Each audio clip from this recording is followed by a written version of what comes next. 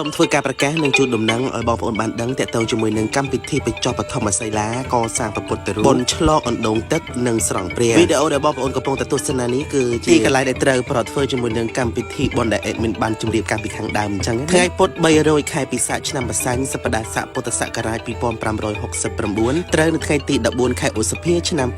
2025សូមជំនុំមកឲ្យលោកអាចារ្យគណៈកម្មការអាជ្ញាធរភូមិក្រុមយុវជនភូមិភ្នំតូចប្រជាពលរដ្ឋភូមិភ្នំតូចនិងប្រជាពុទ្ធបរិស័ទទាំង8ទាំងក្នុងនិងក្រៅប្រទេសកិត្តិយសសូមគោរពអញ្ជើញឯកឧត្តមលោកអង្ញាលោកជំទាវលោកស្រីនាងកញ្ញាពុទ្ធបរិស័ទនិងបងប្អូនញាតិមិត្តជិតឆ្ងាយទាំងអស់សូមចូលរួមជាភ្ញៀវកិត្តិយសក្នុងកម្មវិធីបុណ្យបញ្ចប់បឋមសិលាកសាងពុទ្ធរូបឡងអណ្ដូងទឹកនិងស្រង់ព្រះដែលប្រត់ធ្វើឡើងនៅលើកំពូលភ្នំធំមគិរីហៅភ្នំតូចដែលស្ថិតនៅភូមិភ្នំតូចឃុំពងរស្រុករនាពីខេត្តកំពង់ឆ្នាំងពិធីបុណ្យប្រត់ធ្វើឡើងចាប់ពីវេលាម៉ោង7នាទីតទៅគឺជួបជុំពុទ្ធបរិស័ទញាតិមិត្តជិតឆ្ងាយទាំងអស់ធ្វើនៅកិច្ចក្រុងពីលីហើយកម្មវិធីជាបន្ទាប់គឺជាកម្មវិធីបញ្ចប់បឋមសិលារាប់បាតប្រគេនចង្ហាន់ព្រះសង្ឃ21អង្គហើយកម្មវិធីជាបន្ទាប់ទៀតនឹងគឺវេផតហាប្រគេនដល់ព្រះសង្ឃលុះដល់ម៉ោង2រសៀលពិធីស្រង់ព្រះនិងស្រោចទឹកដល់លោកយាយលោកតាបានមកចូលរួមជាមួយនឹងកម្មវិធីបុណ្យបញ្ចប់ជាមួយនឹងកម្មវិធីនៅវេលាម៉ោង3កន្លះហ្នឹងបងប្អូនគឺពិធីបួងសួងថ្វាយភ្លេងដល់ម្ចាស់ទឹកម្ចាស់ដីបារមីភ្នំ